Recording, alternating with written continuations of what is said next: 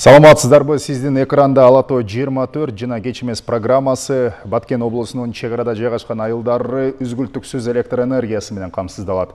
Аймакта көмөк чордон курулуп жатат, Разаков деп аталган. Мына ошол жаңы көмөк чордонду куруудан тышкары иштеп жаткан 110 киловольт арка көмөк чордону долбоорго ылайык реконструкцияланды жана 2 көмөк чордонду бириктирген узундугу 51 чакырымга жеткен 110 киловольт аба чубалгысы да курулду. Долбоордун максаты жана бул иштерди аткаруу менен энергетикалык көз карандысыздыкка жетүү мүмкүнбү? Биз кененирээк кечиместе кеп курабыз. Студиянын бүгүнкү мейманы Кыргызстан улуттук электр тармагы ачык акционердик коомунун тышкы байланыштар жана долбоорлорду ишке ашыруу бөлүмүнүн башчысы Эмилбек Эрматович Артыкбаев. Эмилбек Эрматович, саламатсызбы, студияга кош келиңиз. Дегенде эле мына ушул Баткен аймагында азыр курулуп жаткан, реконструкцияланып жаткан көмөк чордондордун деги эле долбоордун максаты тууралуу айтып берсеңиз. Мен сөздү баштардын алдында бир аз тарыхка кайтып келсем, мурун Советтер Союзу таркагынча биздин электр чубалгы бүт өлкөлөргө бир система боюнча таркалчу эле. Ошого карата Советтер Союзу таркагандан кийин кээ бир электр чубалгылары коңшу өлкөлөрдө калып калды. Ошо менен эми бизде мына Баткен областынын Баткен району, Лейлек районунда дефицит электрической энергия болуп калды. Не дегенде биздин өзүбүздүн линиялар боюнча электр энергия мындай айтканда 60% эле бере алат экенбиз. Эми 40%-дай чет Тажикстан республикасынын линиясынан ала турган болуп атат. Ошонун негизинде биз биринчи этап кылып 220 киловольттук линия Алай Айгүлташ подстанцияга чейин курганбыз. Одан кийин экинчи этап кылып Айгүлташ Самат 140 километрче аба чубалгы курганбыз. Ошо менен азыр эми Баткен районунун Баткен областынын Лейлек району мындай алганда бир 40%-дай процент эми Тажикстандын электр линиясынан алып атабыз да. Ошодон эмеден көз каранды Тажикстандын электр энергиясынан көз каранды болуш үчүн биз мына проектти жаңы долбоорду азыр ишке ашырып, ушул проекттин негизинде 2 лотубуз бар. Азыр ошол лоттор менен сиз айткандай бир жаңы подстанция Разаков атында 110 киловольттук подстанция курула турган болуп атат. Бир иштеп жаткан арка подстанция реконструкция болуп атат. Андан тышкары 51 километр электр чубалгы линия курулуп атат. Ал эки көмөк чордонду бириктирип. Деги эле бул долбоорду ишке ашырып атканда мындай бир азыр энергетика системасында жеңил эмес мезгил болуп атат. Мына министрлик көптөгөн энергетикалык компанияларга мүмкүн болушунча каржы акча тарабын үнөмдөөгө чакырып атат, мүмкүн болушунча кыскартууну сунуштап жатат. Бирок ушундай мезгилде дагы албетте энергетикалык көз карандысыздыкка жете элек кошуна мамлекеттерге баягы энергетиканы албастан бир өзүбүздөн болсо деген бир арбын аракеттин негизинде курулуп жатат да. Каржылоо булактары жөнүндө сурагым келип атат. Ким тарабынан каржыланып атат ушундай? Бул долбоор сиз туура айтып атасыз, азыркы заманда аябай кыйын болуп атат каржы табыш. Бул долбоорду Ислам өнүктүрүү банк жагынан бизге финансирование келди. Азыр каржылоо боюнча Ислам өнүктүрүү банкы бизге 16,25 миллион АКШ долларын каржылап жатат. Ал эмесе Кыргызстан тарабы 1 миллион 75 АКШ долларын өзүнүн каржысынан каржылап атат. Мисалы ушул Разаков көмөк чордону, бир жаңы көмөк чордонду курууга орточо эсеп менен канча акча кетет? Эми биз мындай ар бир көмөк чордонду, ар бир аба чубалгыны куруш үчүн бизде албетте эл аралык тендер өтүш керек. Ошо эл аралык тендердин негизинде биз утуп алган компанияларга ошолорго эме. Мындай айтканда биздин көмөк чордонду куруш үчүн Разаков көмөк чордонун куруш үчүн анан арка көмөк чордонун реконструкция кылыш үчүн мында орто эсеп менен 3,9 миллион Америка Кошмо Штат доллары кеткен. Ал эми электр линиясына 5 миллиондун айлана чекесиндеги каражат кетти да. Долбоордун алкагындагы энергетикалык объектилерди куруп жаткандар кимдер?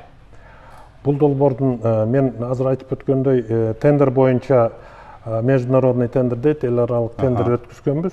Эл аралык тендердин утуучусу болуп абачылуу алганы куруш үчүн Түрк Сара аттуу фирманы жеңип чыкты деп алганбыз. Ал линияны курат. Адан тышкары подстанцияга жабдууларды алып келип поставка кылыш үчүн консорциум турецкий Акай и Кытайдан Пингао аттуу компаниялардын консорциуму болуп. Мына бүгүнкү күндө биз мына ушул жаңы көмөк чордондорду орнотуу менен жана мисалы Арка массивиндеги көмөк чордонду реконструкциялоо менен эки көмөк чордонду бириктирген дээрлик 51 чакырым болгон аба чубалгыларын тартуу менен көз карандысыздыкка жетели деп отурабыз. Бирок ошол эле маалда баягы жарыктык колдонуучулардын саны дагы өсүп жатпайбы? Бул көмөк чордондор бир кубаттуулугу жагынан күчтүүбү? Эми мындай алганда кышкы маалда жана жазгы маалда деле Тажикстандан алган электроэнергия кээ биринде тажиктердин энергия системасына каралыштуу, кээ биринде өчүп калчу эле, кубаттуулугу жетпей жана ишеничтүү жок болуп, азыр эми биз өзүбүздүн подстанцияларды көмөк чордонду кургандан бери, жаңы аба чубалгасын кургандан бери Leylek районунун ишеничтүү жана үзгүлтүүсүз электроэнергияга жетишебиз да, мындай айтканда. Одан тышкары биздин ошо Leylek районунда жайгашкан Аркинский массив насосных станций дейт, арка насос станцияларынын массиви. Ошолго үзгүлтүксүз электроэнергия жетип барат и чоң Leylek регионунда суу менен камсыздоо жакшыртуу жагы болот да. Курулган подстанцияларды, ушул тартылып жаткан электр линияларын дегеле долбоорду качан аяктап, мындай толук ишке берейин деп жатасыздар?